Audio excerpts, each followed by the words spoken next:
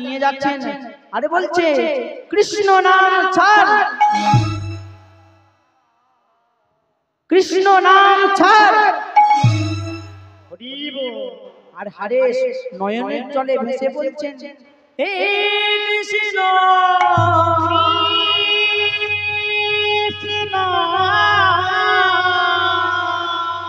তুমি করুণা,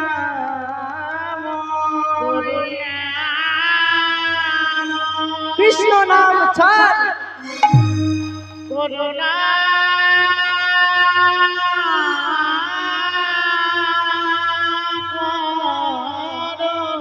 কৃষ্ণ নাম ছাড়। ওরা তো জানে না ওরা কি অপরাধ করিছে, অপরাধ করিছে। এই সহজীবের তুমি করো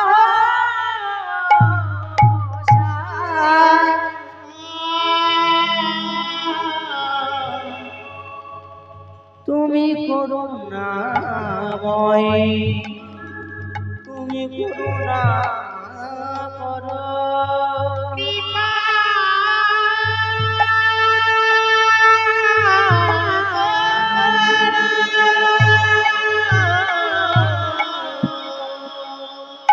প্রভু ওদেরকে তুমি ক্ষমা করো, ওরা তো অবুঝ, ওরা তো নির্বোধ, ওরা ভাবছে ওরা আমায় মারছে, কিন্তু ওরা তো জানে না এই দেহ যে আমি তোমার চরণে সমর্পণ করে দিয়েছি। এই যতগুলি বেত্রাঘাত ওরা করছে আমায়, এই ততগুলি বেত্রাঘাত তোমার অঙ্গে লাগছে। তাই হরিদাস ওই হারেশ নয়নের জলে ভেসে ভেসে বলছে, প্রভু গো হরি আমার মানুষ সন্ত্রাপ নাশিতে,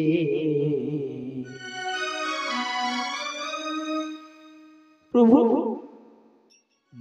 যদি তোমার দুঃখ হয়, হরি আমার প্রভু সন্তাপ নাশিতে, ইথে যদি তোমার সুখ আমার যাবার তাই হবে, তুমি কেন দুঃখ পাবে, যাবার তাই হবে, তুমি কেন দুঃখ পাবে, আমার যাবার তাই হবে, তুমি কেন দুঃখ পাবে, আমার যাবার তাই হবে, তুমি কেন দুঃখ পাবে, ওই সুখেই থাকো সুখময়, হরি আমার মানব সন্তাপ নাশিতে, ইথে যদি তোমার সুখ, তুমি আমায় ফেলে একা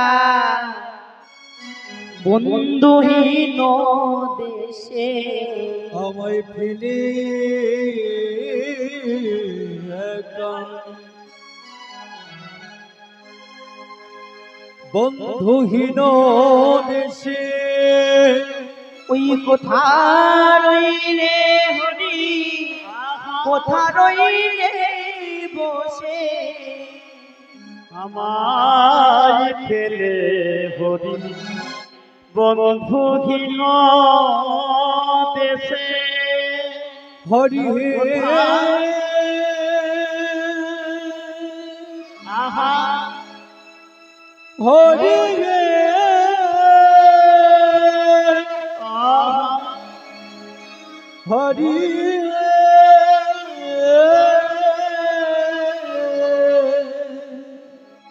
আমায় ফেলে একা বন্ধুহীন দেশে কোথায় রইলা হরি কোথায় রইলা দূরে আমি তোমার উদ্দেশ্যে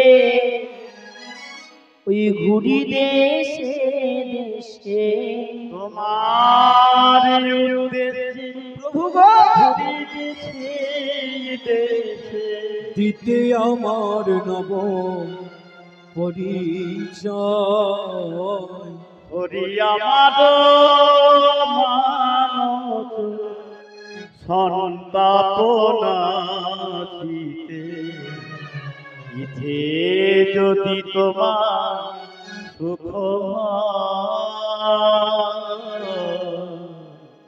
ইথে যদি তোমার সুখ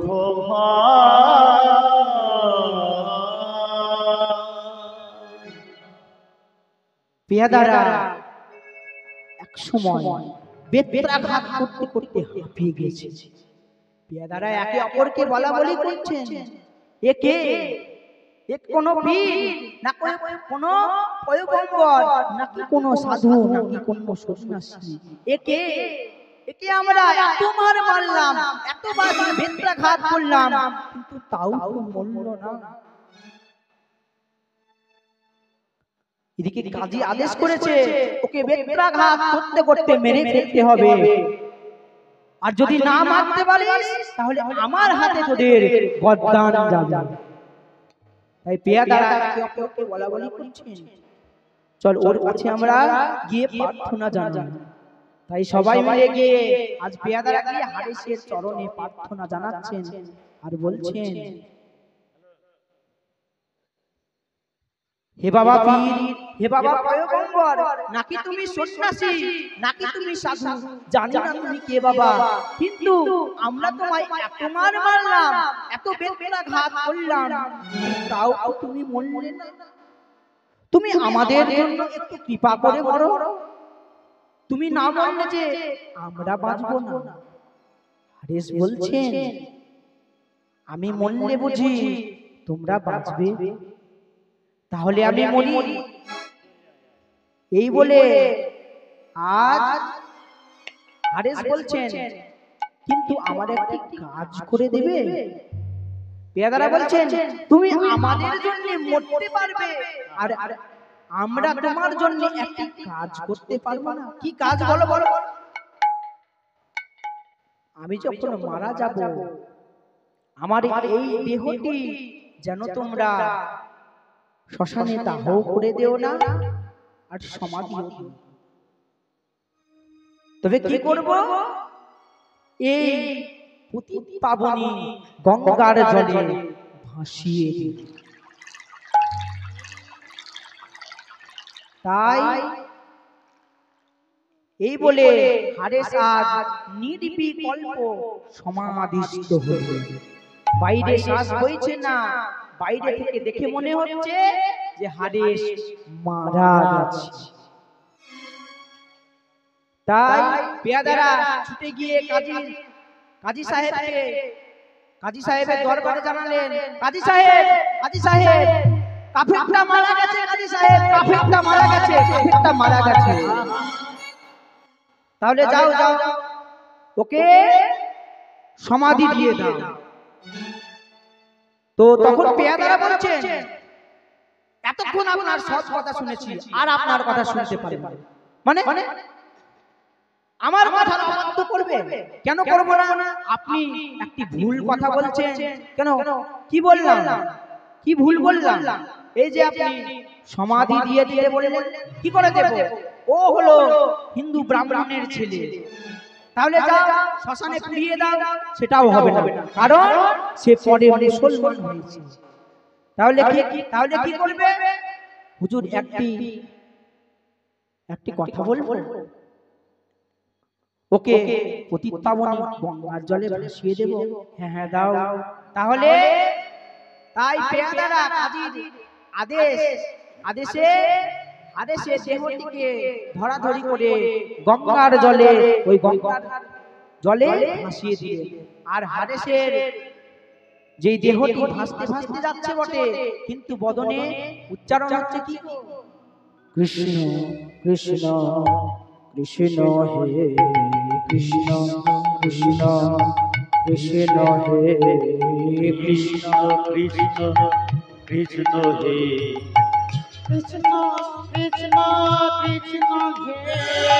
কৃষ্ণ কৃষ্ণ কৃষ্ণ হে কৃষ্ণ কৃষ্ণ কৃষ্ণ হে কৃষ্ণ কৃষ্ণ কৃষ্ণ হে কৃষ্ণ কৃষ্ণ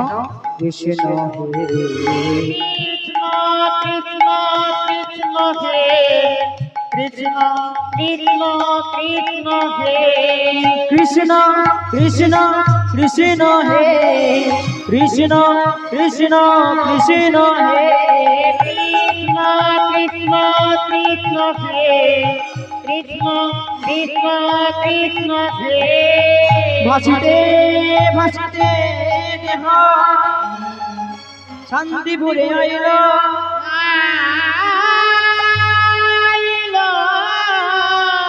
আমার শান্তিপুর পুরন্দর আমার অদ্বৈত প্রভু ঘাটে স্নান ছিল।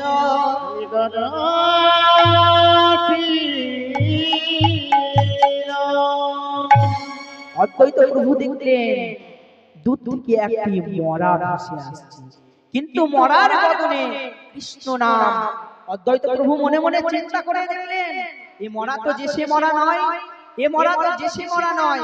তাই মরাটি যেই কাছে এসেছে, হারেসের দেহটি যেই কাছে এসেছে, সেই দেহটিকে ধরে আজ ডাঙ্গায় তুলে আজি শ্রবণে বদন দিয়া কহে কৃষ্ণ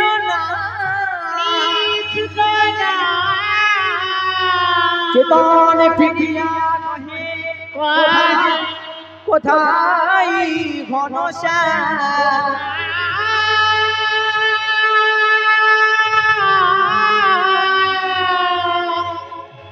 ঘন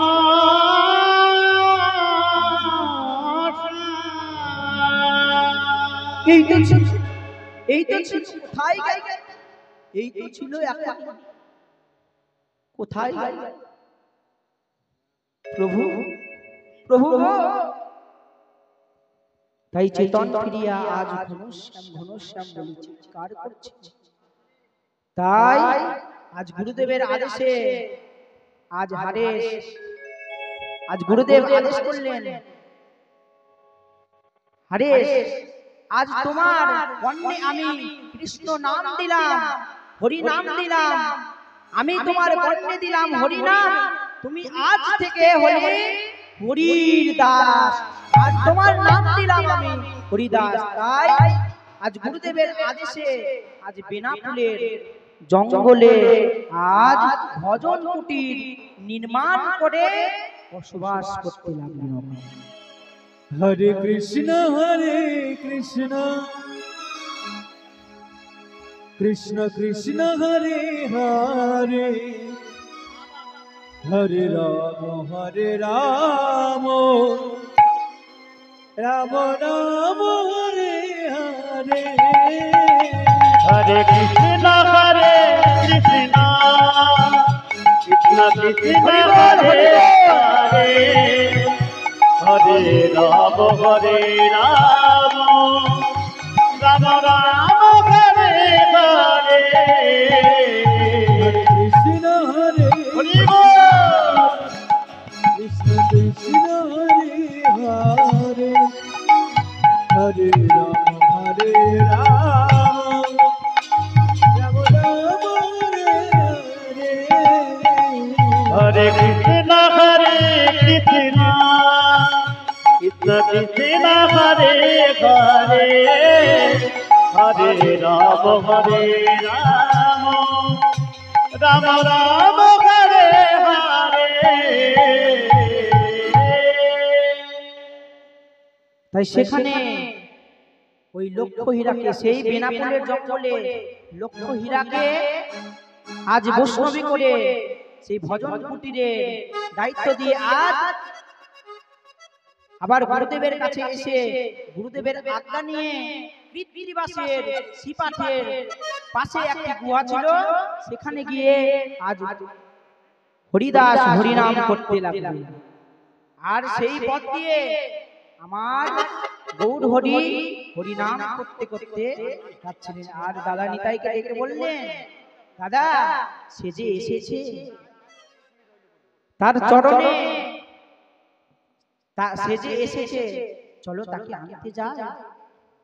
কবে থেকে যে এই দেহটি আমার খালি হয়েছে, আর এই নয়ন তাকে দেখবো বলে কবে থেকে চেয়ে বসে আছে, তাই চলো যাই তাকে আনি। আর এদিকে হারেস চলেছেন পথে পথে হরিনাম করতে করতে। আর কি বলছেন গো, শুনেছি নাকি গোলকে হরি ও গৌর হরি রূপে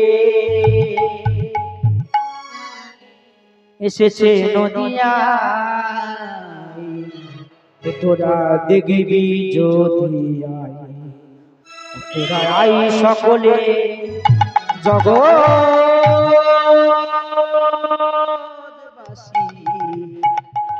দেখবি যদি তোরা আই সকলে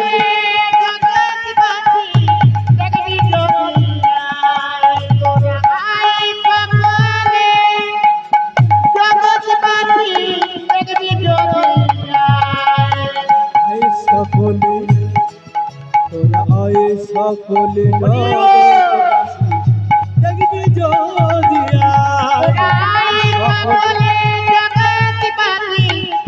যদি শুনেছি নাকি গোলকের হরি গৌর হরি রূপে এসেছে নদিয়ায়, তোরা দেখবি যদি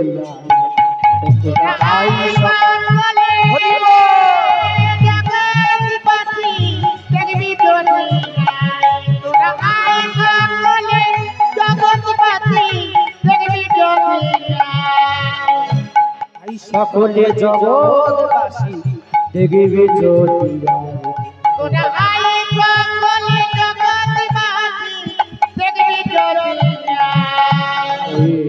রাধা প্রেমী গড়া তনু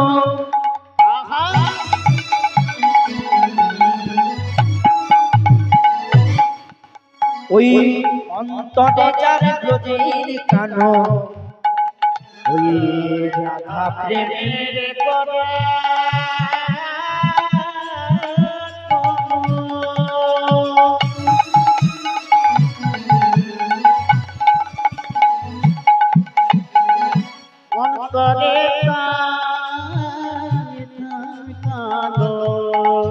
ওই রাধা প্রেমী গড়া তনু, ওই অন্তরে যার ব্রজের কানো, রাধা প্রেমে গড়া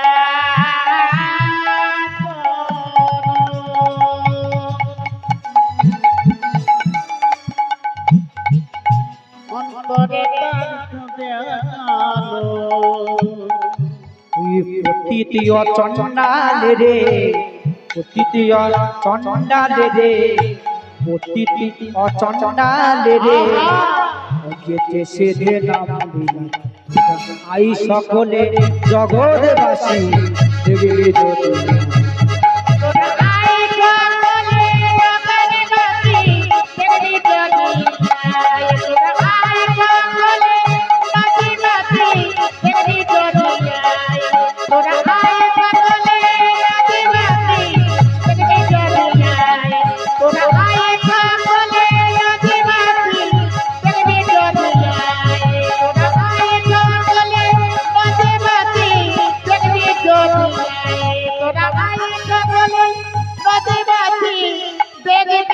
যদি মহাপ্রভু আমার ওই দাদা নিতাইকে আর ভক্তবৃন্দকে সঙ্গে লয়ে শ্রীবাস অঙ্গনে হরিনাম করতে করতে আজ পথে পথে আজ হরিনাম করতে করতে আজ সেখানে এলেন যেখানে হরিদাস আছে সেই কৃত্তিবাসের শ্রীপাঠে এলেন আর এসে বলছেন হরিদাস আমি এসেছি হরিদাস। প্রভুকে বলছেন প্রভু এতদিনে তোমার বুঝি আসবার সময় হলো? আমি যে ওই তোমার আশা পথে কবে থেকে নয়ন দিয়ে বসে আছি হরিদাস, আমি তখনই আসতে পারতাম ওই পেয়াদারা যখন তোমায় বেত্রাঘাত করছিল। আমি